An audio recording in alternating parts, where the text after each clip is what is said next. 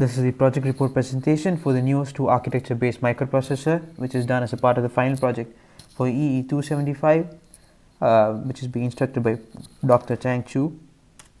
To begin with, let us see what exactly is a MIPS architecture and the features of MIPS architecture, and then we'll later move on to the Nios II architecture, which is the ultra version for MIPS.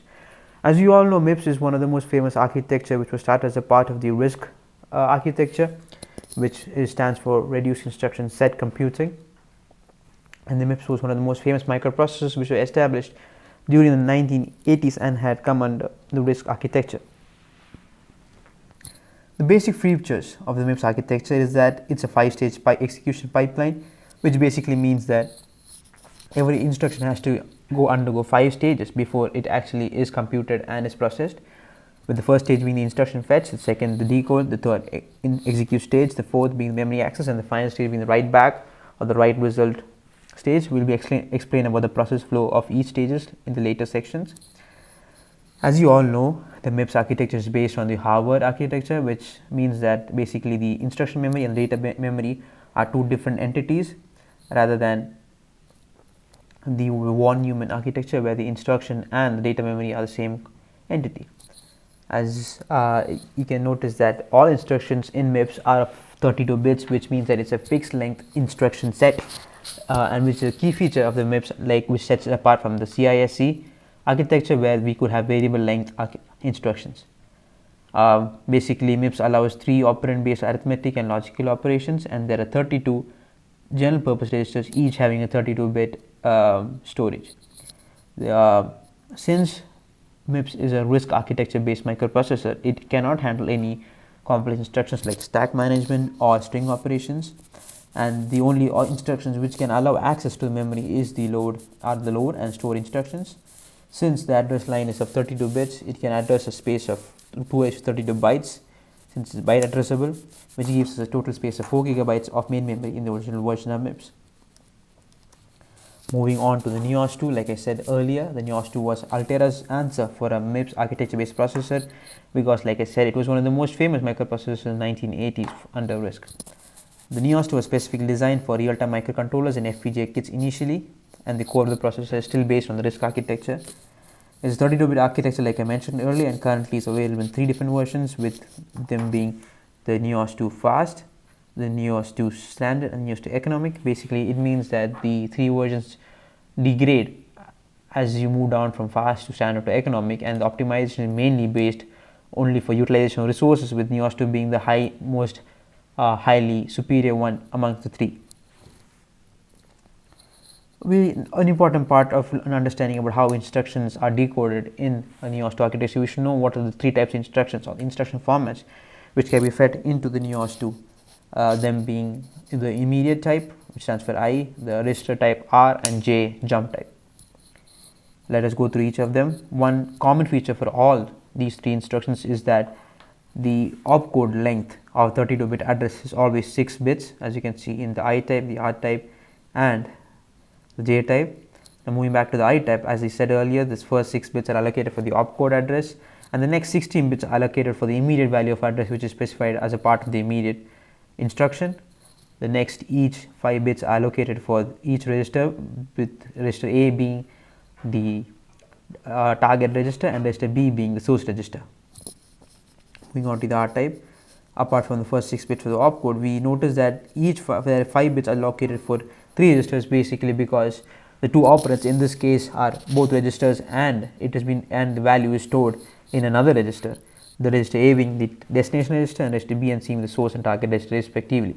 As you can see, something special about the R type instruction is that it has something known as opcode extensions, which form the rest number of bits, because there are cases when we need to use extra bits for specifying the opcode of an R type instruction specifically, and for that reason there are even extension bits which have been given to the opcode as shown in the R type instruction.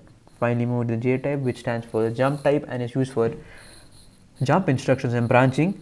You could see that the first 6 bits are for opcode and the next 26 bits are for the immediate value of the jump address. So basically, another feature that MIPS incorporates is that since the opcode immediate value or space given is 26 bits, the GA type automatically increments or shifts the entire 26 bits for another 2 bits to give a total length of 28 bits, basically, which means that your GA type instruction can address to any space location or jump from one location to another, provided it's within the 2^28 bit range. The next slide shows us the most important part of this entire presentation, which shows us the MIPS process flow, or show how an instruction is process flow is through the MIPS processor. As you see, the 5 stages have been mentioned in this, and we'll start from each stage by stage and move down the line. What to see here is the first stage being the instruction fetch stage. So basically what happens is, as soon as an instruction is fed into the processor, the first step to do is find what the instruction is by going to the instruction memory, and this is what it does here. The instruction address provides us to what instruction do we need to fetch from the memory, and that is what happens in the phase with these two boxes here, the address and memory. Another thing is the program counter, which shows as the address or the location of each particular instruction is incremented at every instruction fetch stage. This is done so to ensure that the program counter now points to the next instruction that is there in the program. As you know that since MIPS is a byte addressable page, the increment given here should be of +4, which is equal to 1 byte, and which shows that the adder is basically for byte addressable. The next stage being the instruction decode and the register fetch stage. The instruction decode stage shows how each instruction is fed into this stage, and basically what the stage does is to extract those registers which are required for each operation. For example, in a decode stage, suppose we require the need for 2 registers. What it does is it basically fetches these 2 registers from the register file, and then it uses and operates with values on it. Another case, let us say, suppose a case where there is an immediate value given into the instruction, which is a 16-bit address. As you know from the I type, we allocate 16 bits for the address, and it has to be extended to 32 bits to ensure that the MIPS processor recognizes it as an address, because all addresses in MIPS are of 32 bits. So it's sign extended here, and it moves down to the next stage, where the execution stage basically is the ALU operations conducted on the 2 registers which have our operands. Have the 2 operands, and basically every type of arithmetic and logical instruction and execution is carried out on this stage. What the 0 counter shows is for the branch control. And moving on to the next stage is where, suppose once the value is computed by the ALU, it has to be loaded or it has to be stored back into the memory. That is what occurs in this page based on the mux control and selection line that we get received from the previous stage. And the final stage being the write back stage, where the operation or the result of the ALU is fed back into the register file. Basically what this does, if the mux line is high, it feeds it back into the register file, and if it is low, it feeds it back into the memory. Now moving on to the specific part of the project, our intention was to create a Nios II processor, and the 2 test bench programs which we had to perform on the Nios II were the dot product and Factorial program. Now the first, I would like to show you the test bench waveforms which you receive for dot product. In the very beginning itself, I would like to point out here that the required output of 580 has been obtained at the output of the ALU, and to show that these have been calculated by using a cumulative sum method, SOP method. What you see here, the value of 148 is a cumulative sum of all those vector elements up to the last element, and 432 shows you, and this 148 is stored in register RD1, and then RD2, which is registers 2, stores the final value of the product of the last 2 vector elements of the 2 vectors. So basically what it does is 148 has a cumulative sum up till the last 2 vector elements, and 432 has the product of the last vector elements. They are 2 added on to store into the ALU output, which is 580. The way the waveforms have been depicted is to show how each stage by stage is being carried out, and as you know, the first stage is being the instruction fetch stage. What you see here in the red box shows that how each instruction is being fetched from the instruction memory, and shows us that the loop instructions each with a specific instruction opcode is mentioned here in hexadecimal.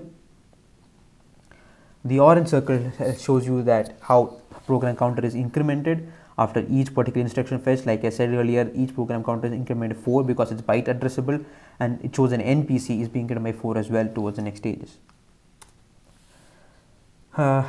This stage shows us the process of the ALU stage, which shows how the cumulative sum is being carried out till the end. We see that this is the sum of the first 2 vector elements. This is the cumulative sum of the first vector element is 10. The cumulative sum of the next 2 vector elements shows up to 52, and so on, so proceeds forth until it reaches 580. So what it shows in this is how the sum of each vector element is cumulatively added on as you move from one stage to another in register 5. Finally, we can see how the start of the loop shows how this particular slide shows how the loop is started in the dot product, and we see that as soon as select branch is set to high, we see that the loop begins running here. As you start, it starts from these 3 and ends up at S3A, and again the same happens again as you move from the next high, and so on and so forth. So this one length, that red box shows you this one loop that's running as soon as the branch is set to high, and that is how we ensure that the branching is done properly and that the loop is be able to execute as soon as the branch select is made high. This shows that basically what it shows the write back stage, showing that from the input of the data ALU we write it back to the register. What you can see here is the write back stage. Like if you remember me saying that there's a mux in the final WB stage. If the value of the select is high, as you see in this case, the value of the memory data is written back onto the register. If not, it takes the value from the ALU. Finally, to show the execution time, it has to how much time did the execution take for the dot product. It shows that from the beginning of the instruction till the end, it took approximately 1022.4 nanoseconds. Moving on to the next test bench, which was the factorial based test bench program, where we had to calculate the factorial of 5, which is 120. Basically, this slide shows us the output of the factorial, with the 5 factorial being output 120, which is showed by the red circle here, and this basically shows how the counter is decremented as you go through each iteration with 5, 4, 3, 2, 1, since it has to start from the number n or all the way up till 1, and that is all that I have mentioned here for factorial test bench. Finally, last but not the least, for the performance analysis, we need to know what exactly is the performance analysis, and we notice that the total execution time was 1090 nanoseconds, with the clock cycle time period being of 10 nanoseconds each, with total clock cycles being that means being 109, and the number of instructions for dot product is 23. So CPI would be 109 divided by 23, which is 4.7, and that is the end of this presentation. I hope you have understood clearly about how a MIPS architecture and specifically Nios II architecture works, and I thank you for your time.